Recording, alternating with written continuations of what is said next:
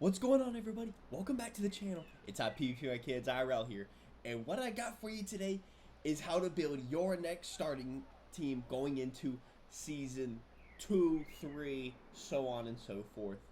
So we haven't gotten the new cards just yet for season 3, but I think with that we can kind of go ahead get some good ideas about what we need to do going into the next season, especially for y'all going into season 2. I think this will be helpful for y'all. So let's break down the team that I'll be using going into season 3 and what I think kind of makes a good team. So diving right into it, we need to talk about a few ground rules that you need to consider when building your next team for starting. You need to be basing it off of 13 or 14 crowns. I think 14 is the basis for most teams. You're going to get up to the town hall level for using 14 crowns pretty quickly in the early game. You can get it very quickly. You can add that team running. So that's why I'm going to base all of my teams around is either 13 or 14 crowns, kind of whether or not you're using 2 or you're using 3. So 2 cards, you're using either 2 7s or a 7 and a 6, and they need to be pretty viable. They need to be the best of the best. The Caesar, Sun Wu's, Kangas Khan's, even Saladin can be used in some instances. Cards like that are really what's going to be very good in the early game. So if you're using 2 cards, you gotta have some very strong cards. So what I'm gonna be using is a 3-card starter, and y'all know how much I love Subtwi because of you get him for free, Archer and Cavalry, and he's got a great main ability. And what I kind of want to break down is the way I think about what makes a good starting team is the as high activation rate, passive or commands that go off at a very high chance, or they just go off no matter what. Spectacular Army, and I won't go into too much of the detail, but it's got a passive of 100%. It's going off no matter what. In the pre-turn, it's hitting 60 damage, 60% group attack. Y'all kind of know what that does, 60%. Group attack, it's going to be hitting like a truck. He hits the main target. He's hitting those other targets as well. Now, what you need to do, too, is try and get high activation of any skill or passive or commands. So, what I'm going to be doing is, because I'm also using another chase user or attack skill modifier, I'm going to pair this up with Rama's Might as well. 100%, you can get up to 50% activation rate, so that's going to hit like a truck, attack, and you could start Cavalry Charge, but I do think the combo in the early game is what's really going to hit hard. So that's my first opinion about what you should build is Rama's Might on him, and it's a purple skill. So very easy going into Season 2, especially with Subtwi starting. Diving into Mogwai, the reason why I like him so much in the early game is because he's 5 crown. Okay, he's 5 crown. That means you can pair him up with some of the lower end 3 crown heroes like Tachibana that I have. And his main ability, he's got a great stat distribution as well for defense and intelligence. You can also use, depending on the abilities that you set him up with, you can also set him up with him as Chief versus Subtwi, which I think I will do based on what I'm doing. So right here as well for his first ability, you've got a couple of different options as the support user. Chief's Call if you're using Subtwi in the back.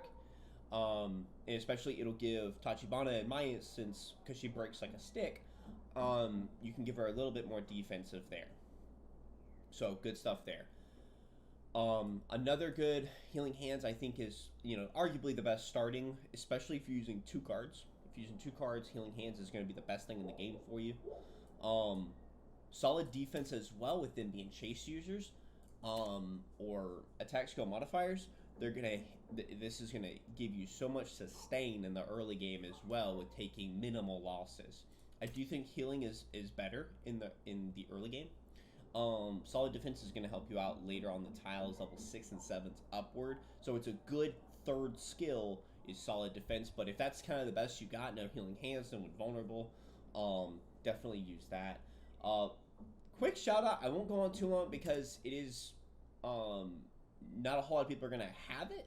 Longbowman, this is more of a going into Season 3. You have an extra William and Edward. This is pretty strong. You have high stat distributions that you're giving to your people, consistent damage, and you're reducing defense and intelligence. That's going to hit very hard in the early game. Base stats are going to be very strong in the early game, and stat modifiers, percentages, are going to be very strong later on into the game. So keep that basis in the back of your head. That goes for like active skills and percentages, things like that. So that's really what I gotta say about him. Use invulnerable, use perceive and persist, use don't use Heaven's Blessing. Don't really worry about that. Peerless Brilliance is all right. It's not great, but it is a good sub in. But I do think sticking to the healing abilities that you got definitely going to serve you well on him. Main ability 15% lasts a turn, can be stacked, you hitting combo. That's going up several times. So, very strong there. Tachibana as well.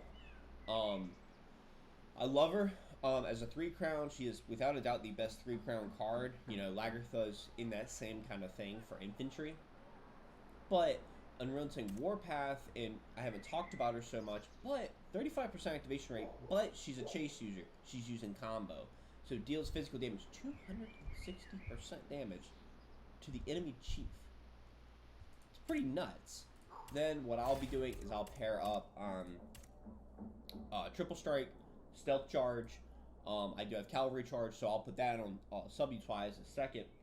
4-1's Country would be very good here as well, especially if you're able to get combo off, whether you're using Rama's Might on her or, so you can do a full purple setup on Tachibana for starting, and you're going to be off to a very good run right there. So, that's kind of it in terms of what I'll be starting with and what I think is good. Not really diving too much in the traits. Use the best equipment that you have, obviously. Go for the highest stat modifiers that you can. Use everything. Don't worry about trying to, use purples and then save your guys. Better equipment for later. Use the best that you got. You can change it out freely. The way that I would stack, right, the way that I would level things up, you only have so much skill experience in the beginning, so much silver. So, what I would preface right here is going for Sub-Utai starting, getting that group attack right there is going to be so strong. I do think you should prioritize him second over Tachibana. He's going to have a lot more survivability between his defense and intelligence. And then Tachibana as well, doing her main ability third. And then I would prioritize going Rama's Might second because the activation rate. The activation rate on Triple Strike is already pretty high right there. You don't really need to worry too much about that. You've got that pretty set up right there. And then him, I would probably do his, probably after Rama's Might, because Rama's Might's going to give you a little bit extra versus using a gold skill. Kind of going to any sort of the passive, or the commands that we talked about. You throw that on right there, and you're going to be pretty set. So, that's kind of it talking about the main teams that I'll be starting. So let's dive into a couple of the teams that I have built for y'all. I do think that right now, in the current meta, the 7 crowns are just so powerful that you can get away just using the 2. And, so let's talk about the ones that I got set up that I think would be very strong in the starting game. Cyrus Darius, this is a bit more of the risky ones that you would need. You really need PMP here to have this set up perfectly. I do like Fast Gallop in the beginning game. It's very consistent damage, that kind of thing. And then Darius with Majestic Flame, Fearful Enemy, Exploitive Overindulgence. Don't use Courage and Diligence here. Wait until you have a, wait until you either have a 3rd card, because you need more abilities going off in general for survivability, because that doesn't really proc until later in the game. I would mainly stick to using Majestic Flames, Fearful Enemy. Cyrus, he's got to be full support. There's plenty of damage going off between Darius and Cyrus, and you have the healing, but you definitely will need PMP. I like it here, quickly talking about archers. You can swap over to archers and both be S. So you have that versatility starting these 2 cards. Second, Spearman. Definitely Sun Wu and Bakui. I do think they would be very strong. I would prioritize First Aid and Invulnerable. Probably Invulnerable first. Bakui. Squad Quasher, I do think will be very good here because of the Sun Wu activation rate bonus. So you do have that going for you. I would stick away a little bit more from Swift Sword, but I do think it's a fair game. Lose-lose, I do think right here it'll cleave the enemy so strong with the formation breaker. Um, you would have a lot of damage there. I do think it would toss in. If you are able to run Violent Duel, Relentless Chase, I do like that setup. Gives you a lot of additional damage on Sun Wu. I do think that would be a good level 20 is Violent Duel on Sun Wu and the Bakui using Relentless Chase as a second. I think that would be very strong right there as well. You got to be very specific. I would probably stick away from using Swift Sword, but I do want to throw it in because of its activation rate and his armor breaking. So, archers right here. I do have Kangaskhan Khan and Subutai. I would probably stick to using first aid on Kangaskhan Khan before he's 20, and then once he hits 20, I would probably switch over to using maybe Yukibasar P&P right here as well. Revolt would be very strong as well. You don't really need triple strike on him right here without having some of the other cards, but you can swap very quickly over, like I mentioned, to Cavalry and Archer S. So you have that versatility right there as well. So that's a couple bonus right there. You can also then target so many different. You can hit so many different tiles, without taking losses, and you can kind of minimize that stuff right there. You guys already talked about what I was going through with the 3 cards that I'll be using. Cyrus and Darius are right there. I did want to throw in Tomaris in place of Subutai. I would build her very similarly in the early game, and I would swap off, those abilities going into some of the other ones that you can, either actives or other chase abilities as well. That'd be fair. One quick possibility. This is a bit of an off meta, kind of something I thought of that you could use some different cards with. If you don't have Cyrus, you can at least do Darius, Artishima, and Tachibana. Majestic Flames, Fast Gallop, Fearful Enemy. Artishima, you would either do First Aid, Violent Duel, Squad Quasher. I think that'd be fair, with Squad Quasher being on the second ability with its lower activation rate. So that's kind of, mainly talking about Archers. I do think Archers has a lot of good starting cards with the Northerns. So I think they have the edge in terms of starting. So let's dive into Infantry. Infantry, you have really a couple different options here. This is probably one of my more favorite starting teams. If I had Ragnar, I would probably run this.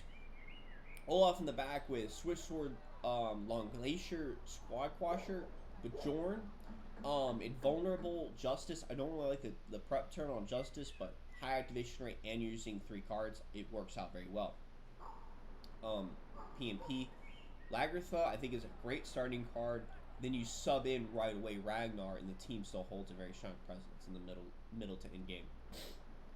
So, Chief's Call, I think, would be very good here with Olaf, and then the additional damage with the taunt that Lagertha has, very strong. First Aid, Weapon Compensation. Weapon Compensation would be very good here because you can then use Relentless Chase, very strong. If you have Weapon Compensation, I would use it on a lot of your teams, simply because Disarm in the early game, they have higher base stats because the card starts with attack, obviously, but they have low attack modifiers.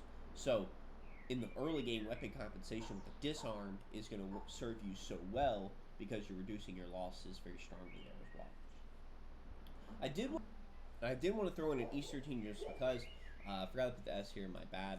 But all S's right here. Oda, Miyamoto, and Lagertha here. I do think this is probably your best way to try and at least use some of the chase. Miyamoto, depending on if you don't have Kenshin, can at least serve you in the middle game. He falls off so hard just because of his stat distribution being 4 crown. The 4 crown is going to reflect that in his stat distribution. He has such a great main ability though, and it synergizes so well with Oda. And that way you can at least run Oda, Miyamoto, and Takeda, a little bit later on. Oda with Stealth Charge, I think, is very strong with the synergy with Miyamoto. He has lower stats, distribution, and attack, but it is still fair. So, I do think you have that there. Chief's Call, I do think is very good right here as well, obviously. Chief's Call with the auto attacks going off on Oda, and then the giving yourself a little bit more survivability with Miyamoto and Lagertha as well. I do think that's very good. These right here, we'll kind of talk both, but Caesar Charlemagne, or Caesar Richard, and then Charlemagne Richard. Let's move over to mainly talking about Cav because they're both still the same thing, but you're mainly probably going to be using them for Cav or Infantry. You can swap between them because they're both S in both. So you have that versatility right there as well. You can swap right in between without losing anything. So, kind of talking about Cav right here. Caesar Richard, P&P First Aid. And you could even use Chief's Call. Mainly stick away from it, mainly because First Aid and P&P is going to be so strong right here. It's unbelievable. Richard with Lose Bloody Battle, returning in Triumph. You could swap them in as Chief, whoever. It doesn't even matter where these cards are placed. You're going to do well. Caesar Charlemagne. Charlemagne, I'd probably stick with Fast Gallop at the start if you have the ability to spare. Fatal Finale as well, going to serve you very well. But at the end of turn 2, you're going to be hitting the entire team for a high amount of magical damage. And with P&P and Caesar, you don't really need to worry about dying in the early game. So, very strong stuff right there. And then I did also throw in Charlemagne Richard as well, if you're like me and you don't have Caesar, but you do have these cards going into Season 3, or if you start Season 2 and you manage to pull them with the Conqueror pack. So, Fearful Enemy, Fast Gallop, Fatal Finale. Obviously, it's mainly just copying the main two and then just moving them around. You might have to swap in maybe First Aid in there somewhere. I would do it on Charlemagne rather than Richard. So that kind of goes in. But if you do that, I can kind of take off Returning in Triumph here, because if you have Caesar, you're going to run him in the early game. So you don't really need to worry about that if you're using Richard. You probably don't have Returning in Triumph. You're probably not sacrificing early Caesar. But Attila the Hun and Arninimus, these two last are going to be off-meta picks, in my opinion. But they could possibly work if they are only options. So Attila and Arninimus have always been very well. Then you throw in V as well. Revolt, Triple Strike, Stealth Charge. I do think I would probably roll with Revolt and beginning with the 100%, passive being like how it is. Arninimus, I'd probably roll First Aid right here. You're going to need that survivability with this team, with it relying all on Attila to do the damage. But it can be done. You'll see Attila hit 20k, 10 to 20k, but a lot of it's based on the Arninimus passive, so you have that right there. A little bit more risky, but it is open to you if you really need it. Saladin and Hannibal. You can pull this off, and you're gonna be doing a lot of damage, but you don't have the ability to auto attack with this team, basically. So that's my real downside with it. You can run full body. Cyrus's Breakdown. I do think it's underrated on whoever you would have as chief. I'd probably just do it on whoever has more the higher stat. I think, quote me if I'm not wrong, I believe it's Saladin. I think he has a 2.73. Either that or Hannibal's right there with him. But I would run full body probably on at least one of them. But you struggle with not having enough abilities to make this team work until 20. Once it hits 20, this team's going to take off and do a ton of damage, because First Aid and like P&P, or full body and P&P, full body First Aid, or Healing Hands. I have First Aid listed. I'll change that after the video. That was my bad. I meant Healing Hands. I keep getting them mixed up. But Hannibal with Squad Quasher, Swift Sword, Relentless Chase. You could swap around abilities right here. Weapon Compensation with Relentless Chase will serve you very well with that, disarming them while you're disarmed, and then Relentless Chase hitting off on them as well. You have that synergy focused right there. But without further ado, guys, I think that are in the current meta, because I wanted to try and reduce the amount of the A's, people that you're using that you're just going to throw away. Low cost starting cards that you're just going to throw away anyway. Lagertha and Tachibana can at least serve you into the middle game until you get that next crown cost, and you're going to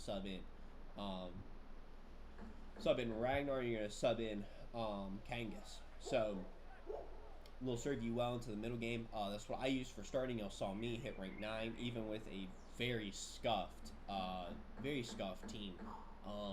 So kind of thought a little bit this out for y'all. I hope this serves y'all well. Trying to maybe give you guys get the cog wheels turning on your minds about what you need to start next season. And yeah. Thank you guys so much for watching. The Excel spreadsheet will finally be posted. I will be posting this basically right away, along with the video. That way y'all can see and view the spreadsheet and whatnot, and hopefully it'll help you get your teams ready. Without further ado, guys, thank you so much for watching, and I'll see you in the next one. Peace.